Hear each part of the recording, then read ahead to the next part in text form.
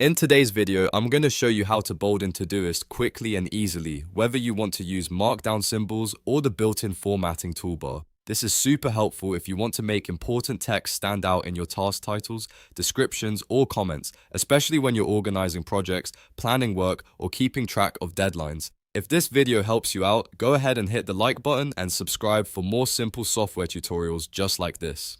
Alright, let's jump right in. The first way to bold text in Todoist is by using Markdown.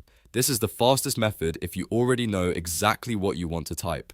You can type 2 asterisks before and after your text. For example, if you want to bold the words your text, you would type 2 asterisks, then the words, then 2 more asterisks. Once you enter it, Todoist will display that text in bold formatting. This works in task titles, descriptions, and comments, so it's a really flexible option. Now, if you're already typing something and want to bold just a certain part, you can also use the formatting toolbar. First, highlight the text you want to format. Then look for the B icon in the toolbar that appears above your keyboard or text box. Tap or click that B button, and Todoist will instantly apply bold formatting to the selected text. This is especially useful if you don't want to remember keyboard symbols or if you prefer formatting text visually.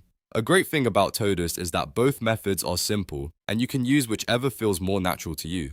If you're creating a task list for work, bolding keywords can help you quickly spot priorities. If you're adding notes or comments to a task, bold text can make instructions clearer and easier to scan at a glance. So to recap, if you want to bold in Todoist, you can either type double asterisks around your text, or you can highlight the text and press the B icon in the formatting toolbar. Both methods get the job done fast, and both are easy to use once you know where to look. If this tutorial helped, make sure to like the video and subscribe to the channel for more quick how-to guides. Thanks for watching, and I'll see you in the next one.